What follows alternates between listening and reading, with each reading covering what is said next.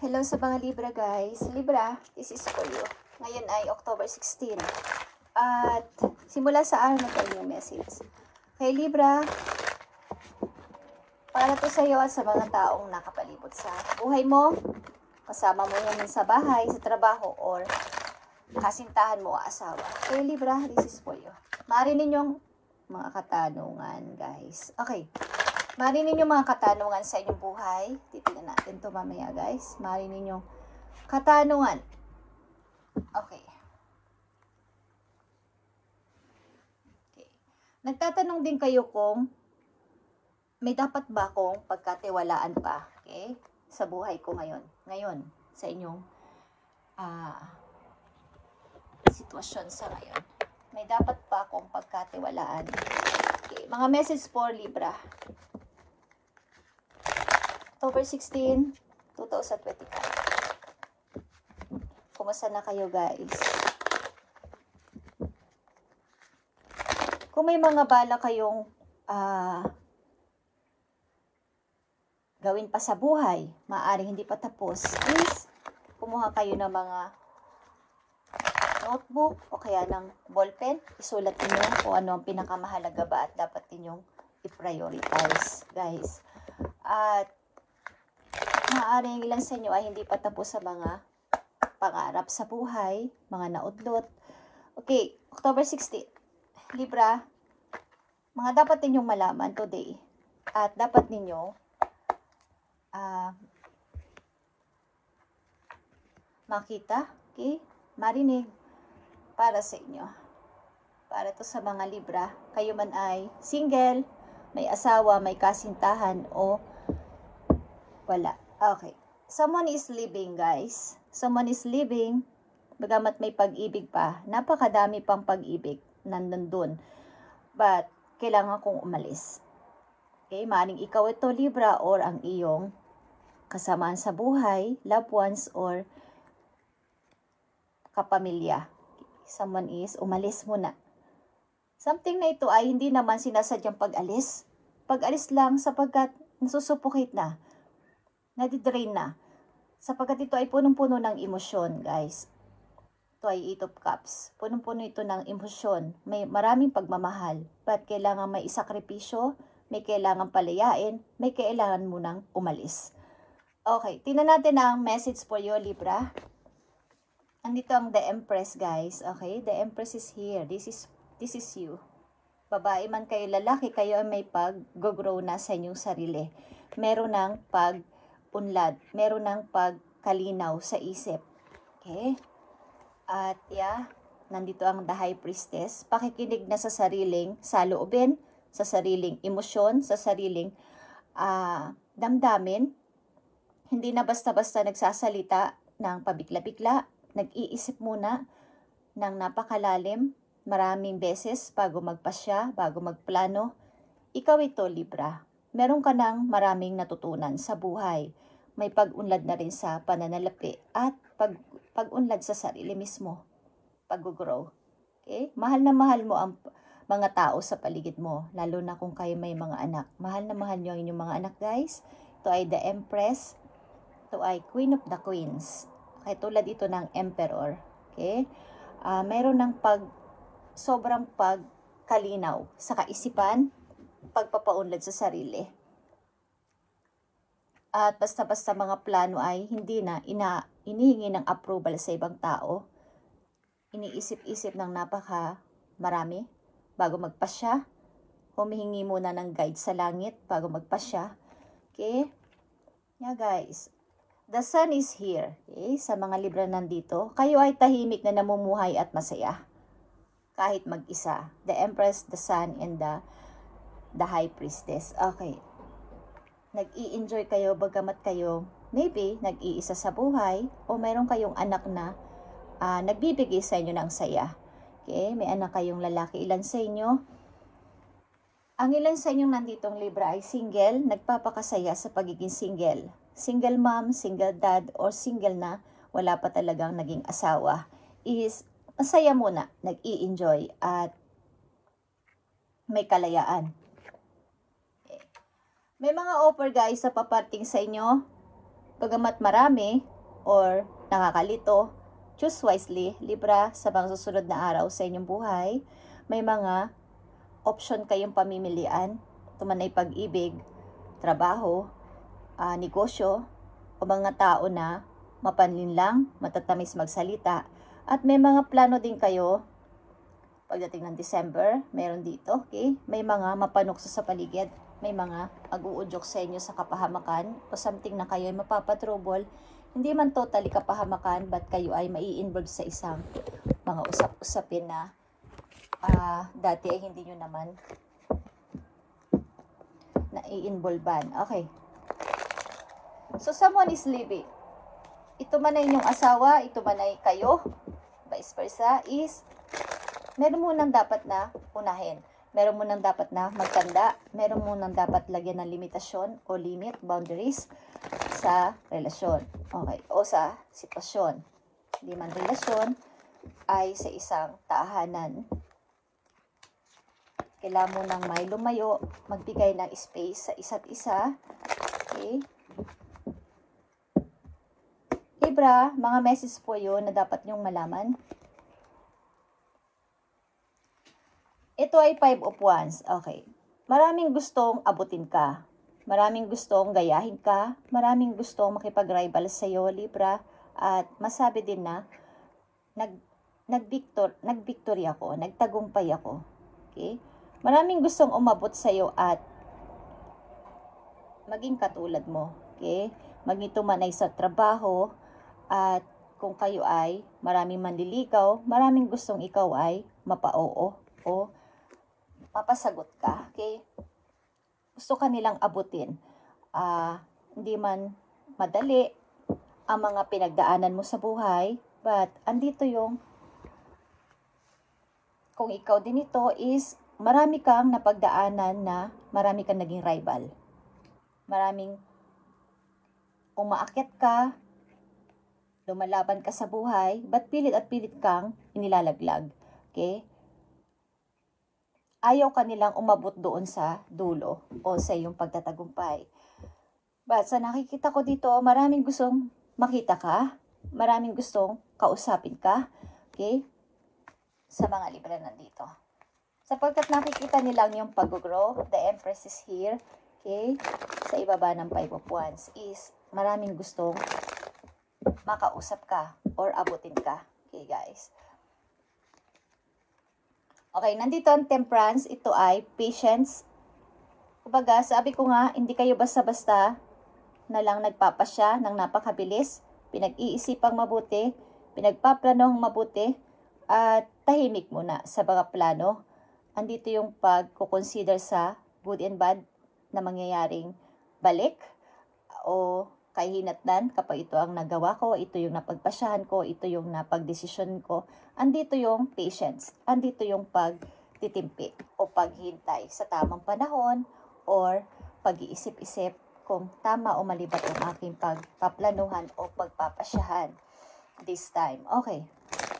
Libra, ano pa ang dapat ninyong malaman? October 16, 2025. Yeah.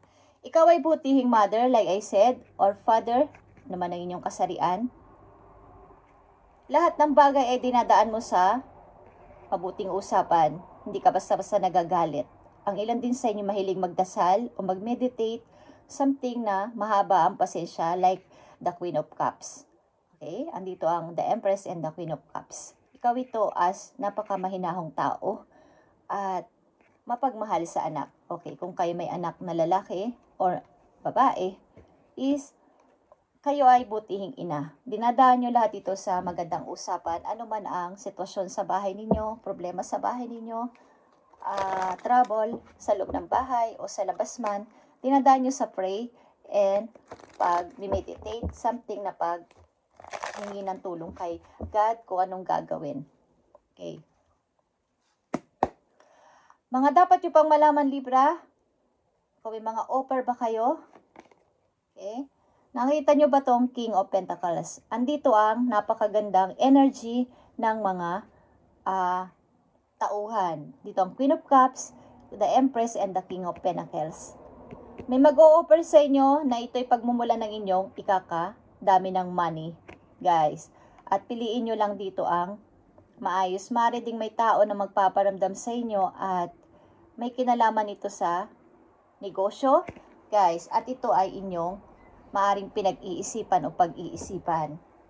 At ito yung inyong pangarap, like I said. Matutupad o natupad ko ng aking dream. Finally, andito na. Sa haba-haba ng aking pagtitiis, may mga sinakripisyo ko sa buhay, eto na. Natupad o matutupad ko na. Nakikita ko ng aking tagumpay. Okay, Libra. Tingnan natin ang maaari ninyong katanungan. What can I burn? Okay. Burn it all. The ugly lies. Ito ang dapat ninyong pakawalan na, layuan na, or katulad ng pagkasunog is burahin na sa inyong alaala ang mga kasinungalingan, yung pain na inyong naramdaman, the shame, the criticism, okay? The images that that run through your head, okay? Yung mga nagraran pa rin o tumatakbo pa din na mga image galing sa nakaraan sa inyong head, ito ay dapat ninyo nang sunugin o kalimutan simula sa araw na to. The reminders of what you did wrong and the proof that you are not enough. Yung mga mistakes sa nakaraan, mga taon-taon man o taon lang o buwan lang, is kalimutan na. Yung mga hindi nyo nagawa, sapagkat magagawa nyo na to sa kasalukuyan o nandito na sa ilang Libra. Okay? Burn, baby, burn. Okay? Your soul is calling. It's time for a rebirth, Libra. It's time for a rebirth. Ito din kasi ay rebirth, guys. Okay? Ito ay number 3, the Empress. You are like the phoenix rising from the ashes. Okay? No longer attached to the past. You are free. Your wings are ready. Okay. Your wings are ready. Use them. Okay. Nakita nyo ba kung parang lilipad ang image na to ng person? At sunod dito ay 7 of Wands. Andito ka na sa tuktok ng tagumpay o magtatagumpay ka na o nararanasan na ng ilang Libra dito. Kung kayo may mga anak na rin na naging okay na sapagkat ang nakikita ko dito, maring ilan sa inyo ay nasa bahay at nagbi-business, ilan sa inyo nakakaisip mag-business o nagbi-business na at ang mga anak ninyo ay mga okay na. Andito ka na sa tuktok ng tagumpay at naabot mo to ayon sa iyong pagtitiis at ayon sa iyong base sa iyong pagtitiis at pag-consider sa lahat ng bagay. So tama na ito, i-burn mo na to sapagkat simula dun sa ashes na yon is magkakaroon ka ng parang ito ay phoenix, okay? Na ikaw ay lilipad. Okay. Kumbaga, magkakaroon ka ng magandang pakpak katulad ng butterfly. Ang butterfly habang sila ay nagpa-progress sa kanilang bagong pakpak, sila ay nasa loob ng kokon. Okay? Kokon ang tawag doon, alam ko. At napakahirap ng progress na yung para sa isang butterfly. Napakasakit nun. Maraming pinagdaanan kayong hirap. Napakasakit, napakahirap, napakatagal. But after nun, paglabas ng bago niyang pakpak, nakikita nyo naman kung gaano napakaganda ng mga butterfly. Guys, kapag sila ay nagpalit ng kailang pakpak, nag-transform. At ikaw yun. Okay? So make the choice that you will no longer let the past define you. Pick up your pen. What will your next chapter look like? Kayo kasi ang nagsusulat o magsusulat simula sa araw to ng inyong bagong story sa buhay. So gandahan ninyo sapagkat kayo ang narrator ng sarili ninyong book, ng sarili ninyong bagong book na ilalabas. Okay. So gandahan nyo ang title at ang mga nasa loob, kapaki-pakinabang at kasabik-sabik sa mga magbabasa. Okay? Kahit yung mga bumibili ng mga books, diba guys, sa mga novel, ang una nilang tinitingnan yung title, yung image. May mga iba naman na tumitingin sa loob. Depends sa title. Okay? Or kahit wala sa title o wala sa image. Tumitingin sila sa loob. So, depende sa iyo how mong isusulat ang iyong bagong story ng buhay. Okay? Kung ano yung technique na gagawin mo sa iyong bagong story ng buhay, sapagkat ito ay bago mong buhay. Okay? Kung hindi pa ito nangyayari sa ilang libro na nandito, at ganito ang inyong sitwasyon, magpatuloy lang kayo guys sa buhay at panatilihin ang patience, sapagkat maraming offer ang paparating sa inyo guys. Offer galing sa isang tao na concern sa inyo, may money to, at maaari ding maraming offer kayong pagpipilian at choose wisely kung sakasakali Libra, sapagkat nakadepend dito ang inyong pag-unlad sa buhay. Okay. So, tingnan natin Libra, ang inyong message today. Thank you, Spirit. Libra, this is for you. Nakikita mo ang rabbit. Ito ay cleverness, katalinuhan. If you have been going through difficult times, okay? Kung ikaw ay nakakaranas ng difficult times, nakaraan man yan o nasa kasalukuyan, it's time to think outside the box to find the solution. Okay, katulad ng isang rabbit. Huwag ka manatili dun sa box. Kumbaga sa bahay or sa isang sitwasyon na ikaw ay nasusuffocate na, kaya someone is leaving. Lumabas siya at nakita niya ang solusyon dun. Kaya siya umalis. Kahit may pag-ibig pa, marami pang emosyon dito. Maraming pag-ibig, maraming love sa mahal niya sa buhay. But umalis siya sapagkat nakakita siya ng solusyon banda doon. Andun ang solusyon sa aking problema. Doon ko makukuha yung aking pangarap. Doon matutupad ang aking pangarap. So katulad ng isang rabbit, cleverness ito. Okay, the box to find the solution. This is also a reminder to avoid neglecting your creative side. If you have let creative projects lapse, it's maybe be time to pick them back up again. Okay, kung kayo ay may mga na mistake sa nakaraan, pag-ibig ba niyan, sitwasyon, trabaho, mga pamilya, is tingnan ninyo ang solusyon. Ba't nagkaganon? Bakit nagkaganito? At makikita nyo ang sagot. At pwede ulit yung pasimulan. Okay? Nagre-remind ito na kung may natapos ka rin na project, pwede ka mag-isip ng bagong susunod. Okay, Libra? Kung ito ay hindi natapos, ito man ay nabigo, ito man ay nalugi, kung sa negosyo, pwede ulit balikan. At isulat kung ano ang saan ka nagkamali. Kung ginawa ko to, dapat umunlad ako. Kung mas tinipid ko to, sana mayroon pang money. Yung mga ganong bagay guys, ang ibig kong sabihin. Okay. So Libra, tingnan natin ang yung last message. Today ay October 16 at napakahalaga nito para sa inyo guys. Sa mga Libra na ganito ang sitwasyon, para ito sa inyo. At kung hindi ito inyong sitwasyon, baka sa ibang araw ang inyong energy ay lumabas guys. Okay. Ito ay tinatakda everyday halos sa ilang mga energy na nararapat sa ganong araw guys. Okay, at paalala at guide para sa inyo. Libra, this is for you. Andito ang snake. Okay, nakita nyo ba ang mata ng stick na to? Ito ay red snake. Not what it looks like. Okay, may mga taong papating o maaari magparamdam sa inyong buhay sa kasalukuyan na kayo ay maging aware, maging mapanuri, sapagkat parang yung iba magpapanggap, yung iba magkukunwaring ganito ang kulay nila, but hindi naman ito yung talagang kanilang ugali. Okay? Just saying. So ito ay inyong pakaramdaman. So magkakaroon talaga ng changes sa inyong buhay. Changes is here. Transition.